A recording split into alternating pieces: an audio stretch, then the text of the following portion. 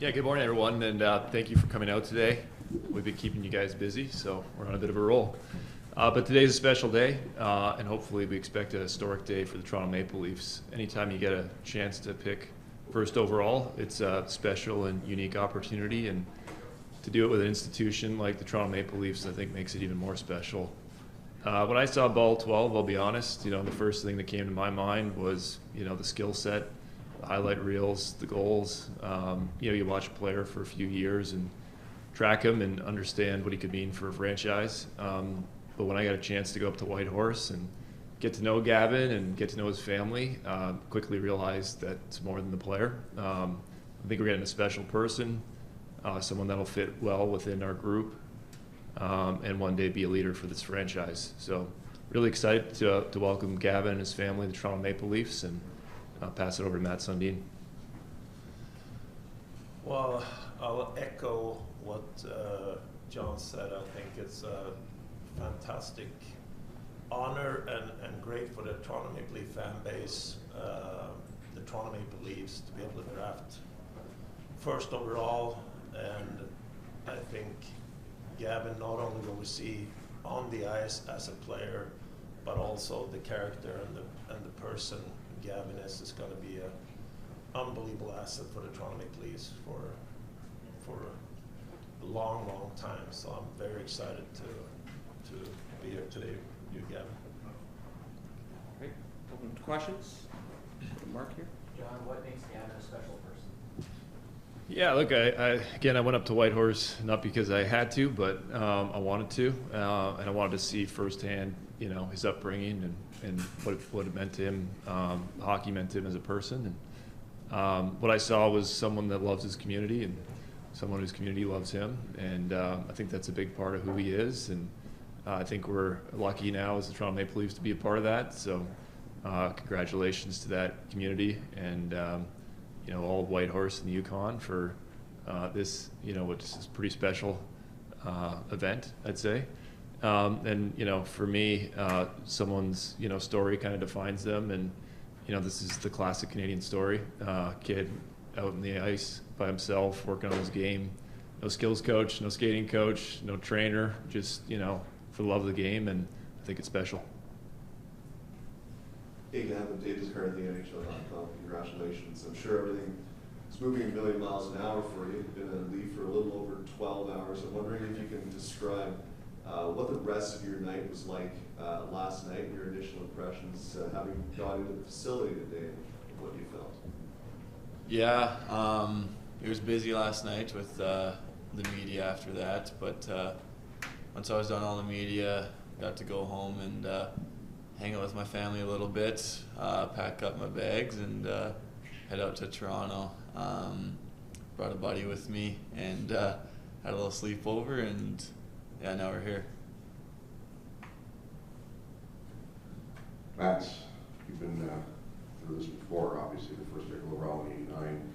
But you played with Quebec, but you played the majority of your career here. How do you think you helped Gavin kind of navigate this? I know it's been a while that you went through it, but to navigate it then after he's kind of Gavin, just your thoughts of getting a chance to work with something like that.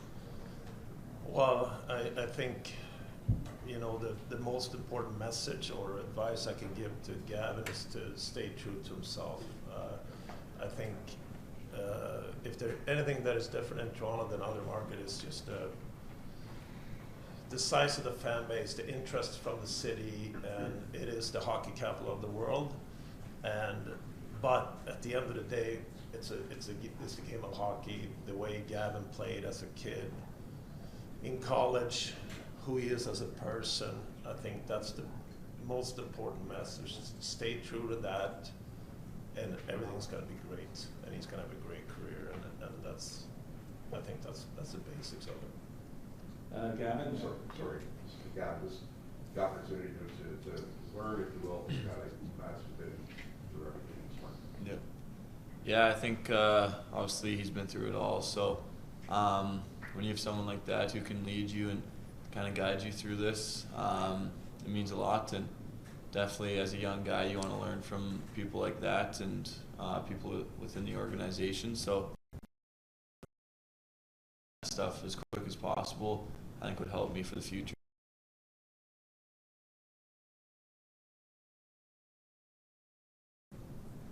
Gavin, you might not be able to answer this question just yet, I understand, but have you any idea what your summer is going to look like in terms of training here, Whitehorse, and Glenn? What do you plan to do this summer, and where do you plan to do it? What works for you? Well, the plan right now is go back to Kelowna for a bit, just train there, and then see where that goes. I'm not. Yeah, it's hard to say kind of what the plan is, but as of right now, let's go back to Kelowna and train there. Gavin, I see you drove in last night. Just wondered what went through your mind as you came close to the Toronto skyline as officially as a Maple Leaf. What went through your mind, and what do you think of the city? Yeah, just excitement. Like last night was a crazy night. I was so excited the whole night and just a lot of energy. And then, yeah, Toronto is a city. It's an amazing place. You know, they love their sports. They love their hockey team. They've got so many passionate fans. So I'm excited. And even when I've been in the city, before I was drafted, you know, people were coming up to me and asking for photos, and they all seem like great people. So I'm excited to meet all these people and just get comfortable in the city. For John, you were talking about seeing ball number 12 and what came to mind. Did you kind of have an idea right then and there that you kind of knew where you were going and you were just going to kind of check the boxes and kind of do all the due diligence after that? Yeah, to be honest, like I kind of knew, but I'll give a lot of credit to Jed Brackett, Mark Leach, Ryan Hardy, the whole staff. They really dug in, and again, it's a process over years, especially with picks like this. I've said it before, like it's not just about getting the first pick; it's what you do with it, and that can be franchise altering. So yeah, just as we went through that process and evaluated everything, we had time, so we used it. And yeah, vetted everything and looked at it 10 different ways, and ultimately the more we spent time on it, the more conviction we actually had in our initial instincts, and lucky to have that break, but also we think lucky this year to get Gavin as well. Take a couple more, Lance. I want to ask John, what was the trip to Whitehorse like? What did you do there, and what really helped you get a feel for Gavin and his family? Yeah, I landed at 11 o'clock to full sun, so that was a new one for me. Never been out that way. My wife's from Timmons, so I felt like I had an idea, but I didn't. And it was great, honestly. A beautiful place. I can tell why Gavin enjoys being there. With everything going on in the world right now, there's few places like that where you can be with nature and enjoy it. And I think his family does that, but probably spend 4 or 5 hours with his family just talking about Gavin and his upbringing and what makes him tick, and answered any questions we could. For me, it was important to start building relationships, and I have 3 kids now. I know for me, if my kid was going to go play somewhere, I want to feel comfortable that he's in good hands and we're going to look after him. So we talked about everything, and then we went for a trip up the mountain. Gavin drove. I had my eyes closed for most of it, but yeah, just spent some quality time together, getting to know each other, nothing more than that. Take 3 more. Hey Gavin, I know you said you brought a buddy with you. You guys had a little sleepover last night. Apart from hockey, like what are you excited to do in the city? Do you guys have plans later? What are you excited about for Toronto? Yeah, I'm going to the Jays game tonight. I've never been to a baseball game, so obviously a Blue Jays fan, so I'm looking forward to that. And yeah, I don't know. I think just kind of hanging out, chilling out. I think Dev Camp starts up pretty quick, so got to make sure I'm ready for that. And yeah, just hanging out. John and Gavin, to make a pick and to get picked first overall is pretty special. I'm wondering the phone call, Bieber stole the show, understandably, but John, what was it like to make that phone call? And Gavin, what was it like to receive the phone call? It was so loud down there, it looked like you could barely hear. What was that moment like for you guys? Yeah, it was great. Again, talk about building relationships, just wanted to share the moment with Gavin, and obviously not being there in person was my first time virtually, so wanted to make the connection. And and welcome him. And honestly, for me, it was just as important from a guy like Matt Sundin to welcome him to the Leafs family. I thought it was, a unique and special thing for a first overall pick, and to have it from Matt, I thought meant a lot. Hey, John, just Well, 1 second, Gavin, just what was it like to get that call on the floor? Yeah, it was loud in there, so it was hard to hear, but yeah, one of, if not the best phone call I've ever received. Yeah, just a special moment when you kind of hear that and you realize, you're going first. It's a pretty special moment and something I've worked towards my whole life. So yeah, that phone call was a big relief. John, you're hired, I think, May 2nd or 3rd. The lottery draft win comes May 5. How quickly did you get to Whitehorse then? Was it the next few days, that week? Yeah, I think it was within a couple of weeks for sure. I don't recall exactly. It's been a bit of a blur, to be honest. But Matt's went back to Sweden. He did some of his diligence there as we were looking at a few of the players. And I wanted to head up to Whitehorse. And again, he only made hopefully one shot at this, and we wanted to make sure that we left no stone unturned. And for me, like I said, it's about getting to know the backstory a bit better, and also building a relationship. Yeah, I've heard from a couple. Just very excited. I know when you got those guys texting you, and when I was a young kid going in the WHL, getting texts from older guys meant a lot. So them trying to make me feel comfortable means a lot. And pretty cool getting some texts from those guys. What did Auston say? He just said congrats. Looking forward to snapped it around with me, I think is what he said. And he's obviously an unbelievable player and a great leader, so I can't wait to get to meet all those guys. Gavin, you've been asked a lot about playing with Auston Matthews. There's probably a distinct possibility you'll play with John Tavares as well. What are your thoughts on playing with John Tavares, William Nylander, some of the other guys on this team? Yeah, obviously I'd be very honored. They're all unbelievable players, but yeah, I'm going to have to earn it.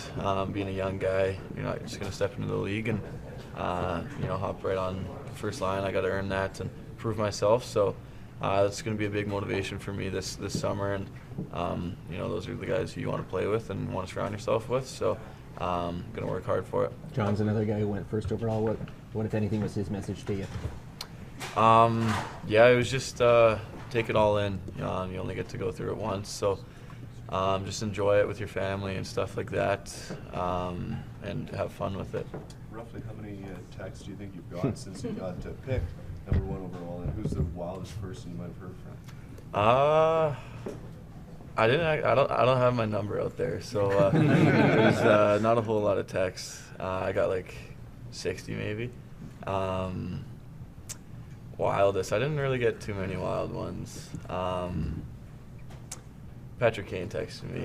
He's my idol, so yeah, that was cool. Well, that's interesting because he's one of the guys you've drawn comparisons to, right? Yeah. Just Kane the way he plays. So. Yeah, he's who I grew up watching. I don't know if it was all the YouTube highlights that kind of made me play like him, but yeah, he's someone I always watched, and just how creative he was and how smart he was. Someone that's just, I don't know, he kind of rubbed off on me, I guess. Do you know anybody in the of the fellow prospects in the Leaf system? I imagine you played against Miroslav Malenka, for example. Is there anybody that you're looking forward to meeting this week or playing with this week? Yeah, I think Danford. I played with him at World Juniors. I know Houston Cowan's not really a prospect anymore. He's playing on the team, but him and I played against Malenka, so. I'm excited to meet everyone. Obviously, those are going to be my teammates. So can't wait to meet all of them and get to see how they look and get to play with them and stuff. Heading into Dev Camp, what are your thoughts on the Marlies run and what they were able to do in playing with some of those guys in just a couple of days? Yeah, that was pretty awesome to see. I think anytime, a part of your organization can win, it's pretty special, and for them to do that and go on that run as kind of the underdog was pretty cool to see. And I think when they win, it brings a lot of confidence. So I think that just helps out the organization. Yeah, I mean, there were a lot of people wearing number 72 Gavin jerseys yesterday outside the draft. Will they still be able to keep those jerseys going forward, or will there be a number change at all? I wasn't planning on it. You'll have to ask someone else. But I wasn't planning on changing my number. was planning on keeping it. It feels like Leafs fans have been anticipating it coming since the lottery. What's kind of been your welcome to Leafs Nation moment, or what stood out about the fan base and how they've been on you? Yeah, I think just super cool. Yeah, as soon as the draft lottery happened, I was, phone was kind of blowing up, and they're just so passionate. There's so many of them, and yeah, it's super cool. Like when I was downtown for the World Cup game before the draft, I ran into a bunch of Leaf fans, and they were all awesome to me, and just amazing people, and I can't wait to kind of get really close with that fan base, and can't wait to play in front of them. How many times have you been to Toronto before today?